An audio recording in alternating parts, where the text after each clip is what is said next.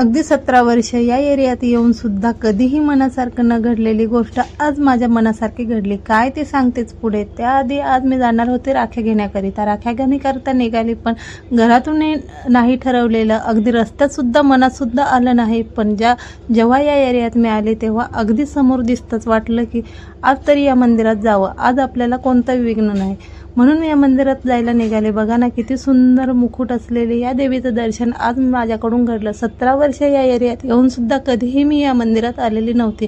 पण जर देवाचं बोलवणं असेल ना, तर नेहमी आपल्या मनासारखं घडतं, असं मी नेहमीच सांगते. बघा ना. तर मंडळी, आता तुम्ही म्हणाले हे मंदिर आहे तरी कुठे, तर हे दुसरं तिसरं कुठे नसून मुंबईमधील असलेली मुंबईची ग्रामदेवता, आद्यदेवता म्हणून ओळखली जाणारी मुंबादेवी. याच नावावरून मुंबईला मुंबई हे नाव पडले आहे. दक्षिण मुंबईमधील भुलेश्वर भवानी बाजार या परिसरात असलेले हे प्रसिद्ध मंदिर म्हणून ओळखले जाते. तर या मंदिरात मी अगदी 17 वर्ष या एरियात काम करून सुद्धा मी कधीही या मंदिरात आले नाही. पण असं घडलं, देवीचे दर्शन सुद्धा झाले व अगदी मन प्रसन्न सुद्धा झाले. देवीचे दर्शन घेतले आणि निघाले माझ्या कामाला. आम्हाला कुठं हो, तर आज मी जाणार होते राख्या घेण्यात. रक्षाबंधन राख्या घ्यायच्या नाही असं होणारच नाही, म्हणून गर्दी होण्याच्या आधी मी गेली राख्या.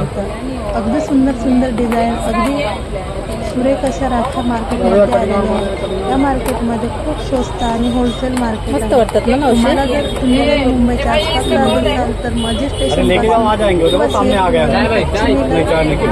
तर मार्केट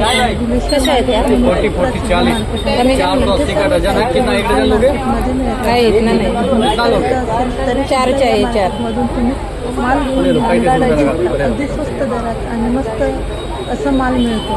फक्त घेण्याची टेक्निक पाहिजे. बघा ना, खूप साऱ्या राख्या मिळाल्यानंतर असे डेकोरेशनच्या साहित्य सुद्धा इथे खूप स्वस्त दरात मिळते. तसेच जर तुम्हाला हळदी कुंकवाकरिता जर साहित्य लागत असेल तर ते सुद्धा अगदी होलसेल भावामध्ये इथे मिळते.